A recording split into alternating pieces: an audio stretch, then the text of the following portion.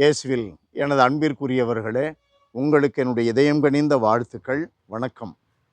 அன்பானவர்களே, ஆண்டவர் இயேசு சொல்லுகிறார், உலகு உங்களை வெறுக்கிறதென்றால் அது உங்களை வெறுக்கும் முன்னே என்னை வெறுத்தது என்பதை தெரிந்து கொள்ளுங்கள்.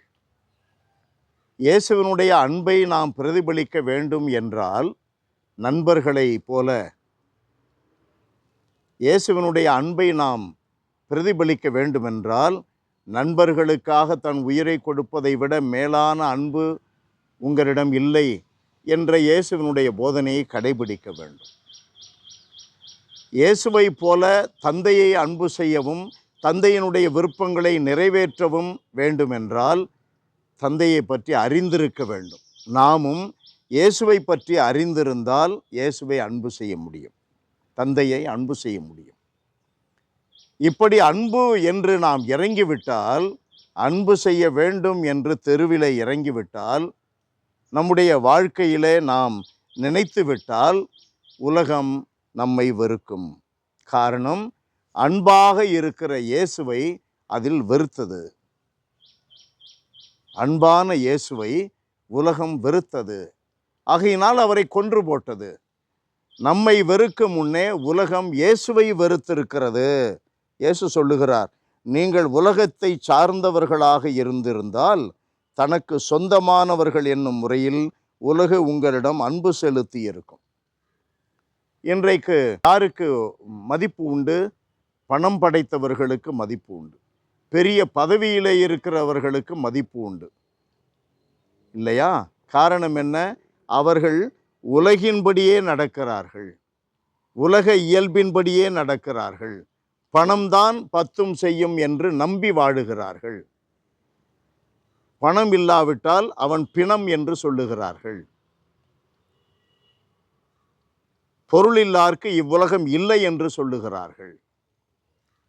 அதனால் அவர்களை உலகு அன்பு செய்கிறது. இது உலகினுடைய மதிப்பீடின்படி வாழ்பவர்களுக்கு கிடைக்கின்ற அன்பு. ஆனால் ஆண்டவர் இயேசு என்ன சொல்லியிருக்கிறார்? நீங்கள் உலகை சார்ந்தவர்கள் அல்ல. மிக கடுமையான நேரடியான போதனை ஆண்டவர் இயேசுவிடமிருந்து வருகிறது. நீங்கள் உலகத்தை சார்ந்தவர்கள் அல்ல.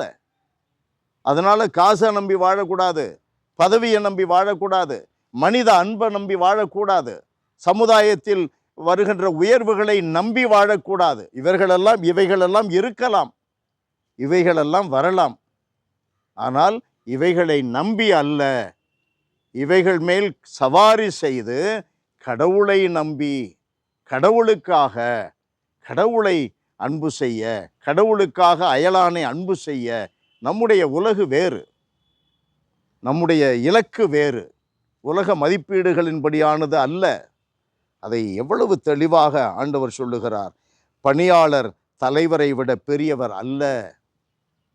அப்போ நம்ம இயேசுவை விட நம்ம ரொம்ப கிளவராக நடக்கிற மாதிரி சில பேர் பல பல காரியங்களை சொல்லுவாங்க, செய்வாங்க. இயேசு மாதிரி நடங்க. குருவை போல தேர்ந்தெடுக்கப்பட்ட சீடன் இருப்பான். அன்பு நிறைந்த எங்கள் ஆண்டவரே, உம் திருமுன் எங்களை தாழ்த்தி கொள்ளுகிறோம். நீர் மட்டுமே எங்களுக்கு வாழ்வளிக்கின்ற ஊற்றாக இருக்கிறீர். அப்பா, உம்மிடமிருந்து நாங்கள் பெற்றுக்கொண்டிருக்கின்ற இந்த இயேசுவினுடைய வாழ்க்கை நிலைகளை நாங்களும் பெற்றுக்கொள்ளும்படி, அவரை போல உம்முடைய விருப்பங்களை நிறைவேற்றி வாழ நல்ல பணியாளர்களாய் இருக்க வேண்டும் என்று உணர்ந்து வாழ அருள்தாரும். இயேசுவின் நாமத்தில் ஜெபிக்கிறோம் பிதாவே. ஆமென், ஆமென்.